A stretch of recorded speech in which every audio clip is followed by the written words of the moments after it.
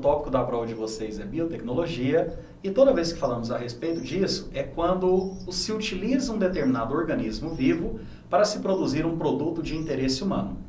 E desde sempre, os seres humanos utilizam a biotecnologia de algum organismo. Por exemplo, antes de Cristo, o homem já sabia como produzir vinho a partir de uvas. Em um recipiente fechado, acontecia algum procedimento, algum processo que ele desconhecia, cujo resultado final era a bebida alcoólica.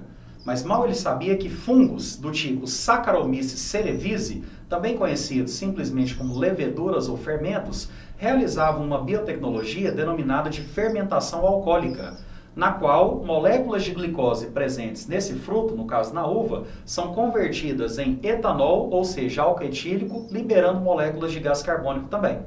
Durante a produção de iogurtes, coalhadas, de queijos também, ou seja, derivados do leite, bactérias, lactobacilos, podem realizar a fermentação lática, que é mais uma biotecnologia. E desde sempre também, os primeiros agricultores e também pecuaristas sabiam que, selecionando os indivíduos mais produtivos e colocando eixes para cruzar, ou seja, fazendo uma seleção sexual, ele amplificava aquela característica. Lembrando que essa seleção sexual que eu citei é uma seleção artificial e sexual. Nesse caso, colocando, por exemplo, animais que produzem muito leite para cruzarem ao longo de gerações, você sempre vai produzir, animais que produzem cada vez mais aquela característica, ou seja, amplifica a produção, nesse caso, do leite ou de qualquer outra substância. E o mesmo válido para vegetais também. Imagine só, os primeiros agricultores plantavam algumas plantas. As que davam frutos mais doces, eles escolhiam aquelas sementes e plantavam apenas aquelas, que era mais agradável ao seu paladar, ou seja, eram mais palatáveis. Por isso, a biotecnologia ela sempre foi utilizada. Porém, atualizando esses conhecimentos, hoje nós temos o termo OGM, que significa organismo geneticamente modificado, organismos que são transgênicos, e um tópico muito interessante da biotecnologia seria a clonagem, que pode ser tanto de moléculas de DNA, através de técnicas de clonagem em que se utiliza bactérias para poder ir aumentando a produção de certos trechos de DNA de interesse, e também através de uma técnica chamada de PCR, onde nós temos uma produção de várias cópias de uma determinada parte de um determinado DNA, para que seja utilizado em alguns processos, como investigação de paternidade, investigações criminais também.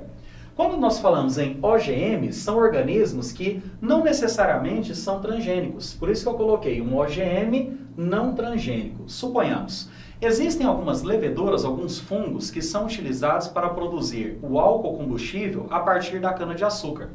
E algumas dessas leveduras já foram modificadas em laboratório para que alguns dos seus próprios genes sejam ativados para que ela produza muito mais álcool a partir da cana-de-açúcar do que uma levedura não geneticamente modificada. Sendo assim, como nós não inserimos um gene estranho nesse organismo, apenas modificamos o seu próprio genoma, o seu próprio DNA, ele é um organismo geneticamente modificado, não transgênico. Visto que todo organismo transgênico ele recebe esse nome porque é adicionado a ele moléculas estranhas, ou seja, parte de um DNA de um outro organismo é inserido no seu DNA, para que ele produza uma determinada característica. Citei aqui como exemplo bactérias que conseguem produzir o hormônio humano insulina a partir de um processo de transgenia. Ou seja, pega-se o gene responsável por produzir a insulina, isso ocorre naturalmente no pâncreas, através das células beta-pancreáticas. Então esse gene para a insulina é extraído, adicionado a um DNA extracromossomial da bactéria, que é chamado de plasmídio. Note que eu fiz um trecho em azul para se referir à própria parte da bactéria, enquanto que o vermelho seria o gene referente à produção de insulina, ou seja, o gene que contém a informação para se produzir essa substância. Como foi adicionado, ou seja, esse organismo passará a ser um transgênico, ou seja, existe o DNA da bactéria, mas existe também gene humano. A partir do momento que esse plasmídio é inserido nessa bactéria, a mesma passa a então produzir essa substância, visto que agora ela é portadora de genes humanos. Mas pense da seguinte forma, isso jamais aconteceria de forma natural na natureza. É claro que isso foi um processo que só pode ser obtido após a manipulação do material genético. Por isso, um organismo transgênico, é claro que ele é geneticamente modificado. Mas no caso da levedura que eu tinha citado antes, como não foi inserido DNA estranho no seu genoma, ela é um organismo geneticamente modificado, mas não necessariamente é um transgênico. E esse procedimento barateou bastante o preço da insulina, porque antes a insulina era extraída a partir do porco ou então do boi, o que elevava bastante o seu preço devido à baixa produção do hormônio. Agora, com a transgenia de bactérias, toda a insulina vendida em farmácia é produzida a partir desse mesmo processo, onde se faz, né, uma grande produção da insulina num pequeno espaço e num curto espaço de tempo também, barateando o produto final, ok? A clonagem, ela pode ser, como eu citei, tanto molecular, quando se amplifica moléculas de DNA, ou então de um ser vivo por completo. Isso já acontecia há muito tempo, né, com as plantas. Por exemplo, quando alguém pede uma muda de uma planta, ela está pedindo um pedaço daquele vegetal que ela vai plantar num outro recipiente e vai dar origem a uma nova planta, que inclusive é um clone daquela primeira, uma vez que você não teve um processo de reprodução sexuada. Nós pegamos apenas um pedaço do vegetal, uma rama dele, ou seja, né, uma muda, plantamos, ou seja, clonamos aquele vegetal dessa forma extremamente simples e que você mesmo já deve ter feito isso ou já viu alguém fazer.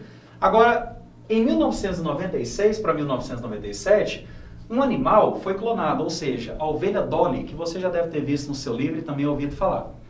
Durante esse processo de clonagem, utilizaram-se 3 ovelhas, onde uma foi doadora do óvulo, onde se pegou esse óvulo, tirou-se o núcleo e jogou fora. Coletou-se células do tecido mamário de uma segunda ovelha, onde tirou-se o núcleo dessas células e implantou no óvulo daquela primeira ovelha, formando um embrião. Esse embrião ele foi posteriormente implantado no útero de uma terceira ovelha, responsável por gerar esse clone, que seria, é claro, o clone daquela do qual se extraiu a célula do tecido mamário. Todos nós sabemos que a ovelha Dolly nasceu, teve um desenvolvimento inicial, né, normal, como toda e qualquer ovelha, mas morreu precocemente de doenças de envelhecimento. Ou seja, será que as moléculas, assim como o organismo inteiro, elas também envelhecem? Bons estudos e até mais!